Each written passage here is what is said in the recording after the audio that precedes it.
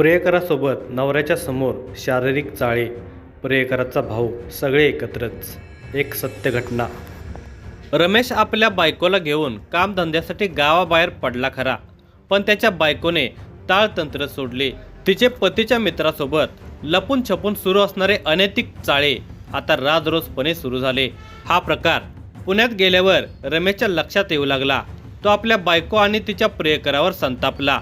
त्या दोघांना 4 शब्द सुनावू लागला, पण आपले अनैतिक संबंध समजल्याने शर्मेने गप्प बसण्याऐवजी ताराबाईने पतीलाच प्रियकराच्या मदतीने मारहाण करायला सुरुवात केली. यामध्ये प्रियकराच्या भावाची मदत होऊ लागली. अखेर वैतागून रमेश आपल्या आई वडिलांकडे आला. या सर्व प्रकाराने निराश झालेल्या रमेशला गळफासाशिवाय दुसरा पर्याय दिसला नाही.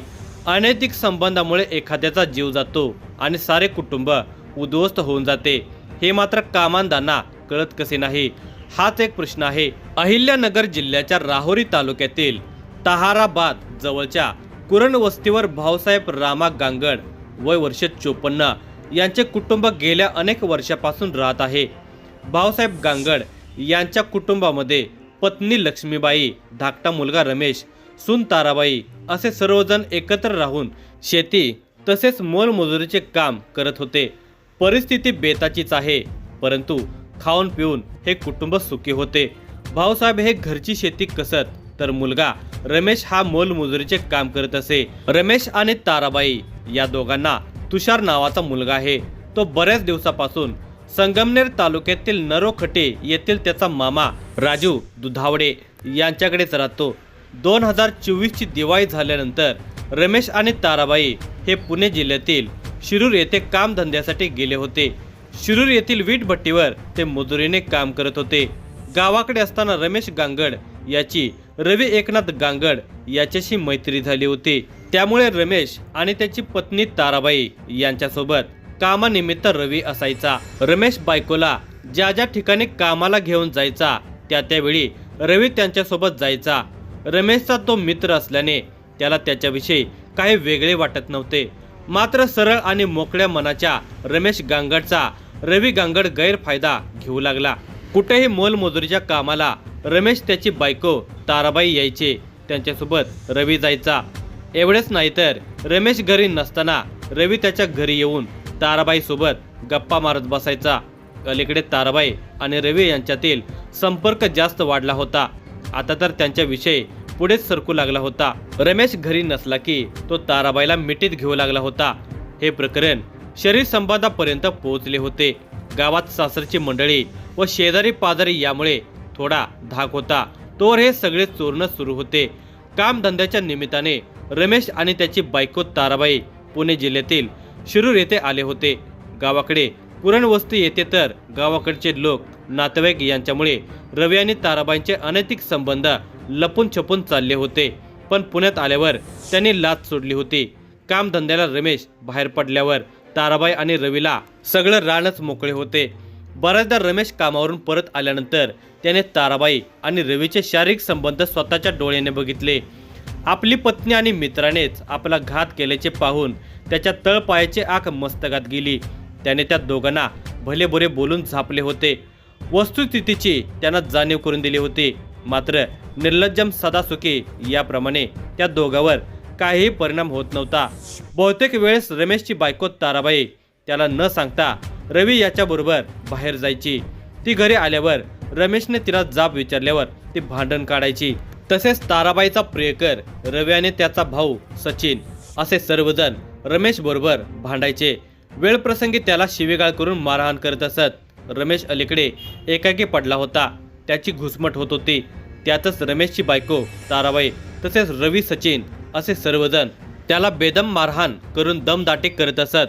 तू जर आमच्यामध्ये आलास तर तुझा कार्यक्रम करू, अशी वारंवार रमेशला धमकी दिली जायची. या सगळ्या छळवादाला कंटाळून रमेशने पुणे सोडले. नुकताच गावाकडे आला होता. राहुरी तालुक्यातील कुरण वस्ती येथे तो घरी एकटाच आल्याने त्याचे वडील भाऊसाहेब गांगड यांनी तू एकटाच इकडे आलाय, तुझी बायको कुठं आहे, अशी विचारणा केली असता रमेशने सर्व हकीकत आपल्या वडिलांना सांगितली. वडिलांना आपल्या पोटच्या लेकराचा संसार डोळ्यासमोर मोडत असल्याचे बघून खूप दुःख झाले. त्याशिवाय ते करणार तरी काय. त्यांनी रमेशला धीर देऊन आपण काहीतरी करू असे आश्वासन देऊन मुलगा रमेशची समजूत घालायला प्रयत्न केला.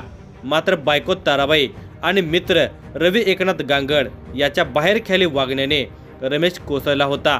त्यामुळेच तो शरीर सोडून गावाकडे आई वडिलांकडे आला होता. तो पूर्णपणे खचून गेला होता.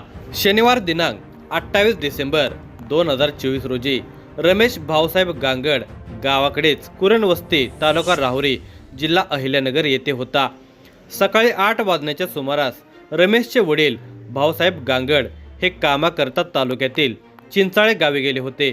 त्यांची पत्नी लक्ष्मीबाई आणि मुलगा रमेश हे घरीच होते. भाऊसाहेब त्या दिवशी सायंकाळी 6 वाजता घरी आले तेव्हा त्यांची पत्नी लक्ष्मीबाई त्यांना म्हणाला की तुम्ही कामावर गेल्यावर 11 वाजता मी शेळ्यामागे गेले होते. त्यावेळी रमेश घरीच होता. त्यानंतर मी नुकतीच तुमच्या आधी शेळ्या वळून आले असता आपल्या एका खोलीचा दरवाजा आतून लावलेला दिसत आहे. मी रमेशला आवाज दिला पण तो दरवाजा उघडत नाही. हे ऐकल्यावर भाऊसाहेब त्या खोलीजवळ आले आणि त्यांनी खिडकीतून डोकावून पाहिले असता त्यांना मुलगा रमेशने पत्र्याच्या लोखंडी अँगलला दोरीच्या सहाय्याने गळफास घेतलेला दिसून आला. भाऊसाहेबांनी हे दृश्य पाहताच आरडाओरडा करायला सुरुवात केली. त्यांनी दरवाजा तोडून आत प्रवेश केला. त्यांच्या पाठोपाठ लक्ष्मीबाईही आत गेल्या. मुलाची अवस्था पाहून त्याही रडू लागल्या. त्यांचा आरडाओरडा ऐकून आजूबाजूचे लोक त्यांच्या घराकडे धावतच आले. घरातील रमेशचे गळफास घेतलेले हे दृश्य पाहून तेही अवाक झाले. लोकांची गर्दी वाढू लागली. कोणीतरी एकाने या घटनेची माहिती राहुरी पोलीस ठाण्यात कळवली. घटनेची माहिती समजताच राहुरी पोलीस ठाण्याचे पोलीस निरीक्षक संजय ठेंगे, सहाय्यक पोलीस निरीक्षक समाधान फडोळ, कॉन्स्टेबल राजेंद्र कांबळे आणि इतर पोलीस कर्मचारी घटनास्थळी आले. राहुरी शहरापासून ताहाराबाद सुमारे 21 ते 22 किलोमीटर अंतरावर आहे. अर्ध्या तासामध्ये पोलीस स्टाफ कुरणवस्ती येथे पोहोचला. तत्पूर्वी ॲम्ब्युलन्स आली होती. रात्री 9 वाजण्याच्या सुमारास पोलीस पथक व गर्दीतील काही लोकांनी रमेश गांगड याचा मृतदेह खाली घेतला. भाऊसाहेब गांगड यांचा भाऊ मानाजी रामा गांगड व इतरांनी तो मृतदेह ॲम्ब्युलन्समध्ये ठेवला. दरम्यान पोलिसांनी घटनास्थळाचा आणि मैताचा पंचनामा केला. मैताच्या खिशामध्ये एक डायरी तसेच चिठ्ठी पोलिसांना मिळाली. ती त्यांनी जप्त केली. पोलीस निरीक्षक संजय ठेंगे यांनी या घटनेची माहिती श्रीरामपूर विभागाचे DYSP डॉक्टर बसवराज शिवपूजे यांना फोनवरून कळवली. ॲम्ब्युलन्समध्ये काही पोलीस कर्मचाऱ्यांसमवेत मृतदेह ग्रामीण रुग्णालयात पाठवण्यात आला. पोलीस निरीक्षक संजय ठेंगे यांनी मयत रमेश गांगड याचे वडील भाऊसाहेब व इतर नातेवाईकांसोबत घटनेबाबत चर्चा केली असता त्यांनी मयताची बायको ताराबाई, तिचा प्रियकर रवी एकनाथ गांगड, त्याचा भाऊ सचिन एकनाथ गांगड यांनी रमेशचा छळवाद करून त्याला बेदम मारहाण केली. रमेश याची बायको ताराबाई आणि रवी गांगड यांच्या अनैतिक संबंधास विरोध असल्यामुळे ते सर्वजण त्याचा छळ करत होते. या छळाला वैतागून रमेशने त्याचे जीवन संपवले आहे असा निष्कर्ष यातून निघाला. तसेच रमेशच्या खिशात सापडलेल्या डायरीत तसेच चिठ्ठीमध्ये पत्नी ताराबाईच्या अनैतिक संबंधाबाबत तसेच तिचा प्रियकर रवी गांगड व सचिन गांगड यांनी केलेल्या शारीरिक व मानसिक छळाचा उल्लेख करण्यात आला होता. राहुरी पोलिसांनी या घटनेतील बरेचसे चित्र स्पष्ट झाल्याने रमेश गांगडचे वडील भाऊसाहेब रामा गांगड वय वर्षे 53 यांची रितसर फिर्याद घेऊन ताराबाई रमेश गांगड, तिचा प्रियकर रवी एकनाथ गांगड, भाऊ सचिन एकनाथ गांगड या सर्वांच्या विरुद्ध गुन्हा रजिस्टर नंबर 06/2025 भारतीय न्याय संहिता कलम 108, 115(2), 351(2), 351(3) अन्वये दिनांक 4 जानेवारी 2025 रोजी गुन्हा दाखल केला. राहुरी पोलिसांनी रमेश गांगडचा मृतदेह ग्रामीण रुग्णालयात पाठवला. दुसऱ्या दिवशी रुग्णालयातील वैद्यकीय अधिकाऱ्यांनी उत्तरेय तपासणी करून मृतदेह नातेवाईकांच्या ताब्यात दिला. सामान्य गांगड कुटुंबियांनी अतिशय दुःखद अंतकरणाने कुरणवस्ती येथे त्यांच्या शेतात रमेशचा अंत्यविधी केला. भाऊसाहेब रामा गांगड हे दिनांक 4 जानेवारी 2025 रोजी कुरणवस्ती येथे त्यांच्या घरी असताना त्यांचे जावई सीताराम यांना मुलगा रमेशचा मोबाईल चेक करायला सांगितला. त्यावेळी त्यामध्ये रमेशने गळफास घेण्यापूर्वी फोनमध्ये 3 रेकॉर्डिंग केल्या होत्या. त्या रेकॉर्डिंग दोघांनी ऐकल्या. त्यावरून त्यांना खात्री झाली की सून ताराबाई आणि रवी एकनाथ गांगड याचे अनैतिक संबंध होते. रमेशचा यास विरोध होता, त्यामुळे रवी गांगड व सचिन गांगड यांनी रमेशला मारहाण केले होते.